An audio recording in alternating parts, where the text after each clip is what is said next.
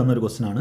Okay, അപ്പോൾ ഇത് allegation ഒന്നും ഉപയോഗിക്കേണ്ട. കാരണം എന്താണ്, ഇവിടെ ന്യൂ മന്ത്ലി സേവിങ്സ് ആണ് ചോദിച്ചിട്ടുള്ളത്. ക്വസ്റ്റൻ ഒന്ന് പോസ് ചെയ്ത് വായിച്ചു നോക്കുക. അപ്പം വാല്യൂ ആണ് ചോദിച്ചിട്ടുള്ളത്. അവിടെ നമുക്ക് എന്ത് വേണ്ട, അലിഗേഷൻ്റെ ആവശ്യമില്ല. മന്ത്ലി ഇൻകം 40,000, എക്സ്പെൻസ് 30,000 ആയിരുന്നെങ്കിൽ സേവിങ്സ് എത്രയായിരുന്നു? 12,000. 12K എന്ന് എഴുതാം.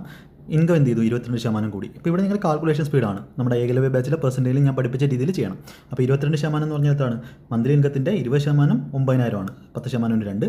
2% എന്ന് പറഞ്ഞാൽ 1% 450 ആണ്, 2% 900 ആണ്. അതായത് 9,900 ആണ് നമ്മുടെ ഇൻകം കൂടിയത്. അതിനകത്ത് എക്സ്പെൻസ് എന്താ കൂടിയത്? 11%. അപ്പോൾ 11% എന്ന് പറഞ്ഞാൽ 10% 3,300, ബാക്കി 330. അതായത് 3,630 ആണ് എന്ന് പറയുന്നത് നമ്മുടെ എക്സ്പെൻസ് കൂടിയത്. അപ്പോൾ ബാക്കി സേവിങ്സ് ആയിരിക്കും കൂടിയത്. അപ്പോൾ എത്ര കൂടുന്നത്? 30 70 കൂട്ടി കഴിഞ്ഞാൽ 3,700, പിന്നെ 300 കൂടി കഴിഞ്ഞാൽ 4,000. ഇപ്പം എത്രയായി?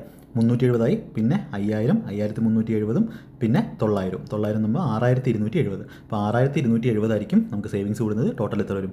12,000, 6,270, 18,270.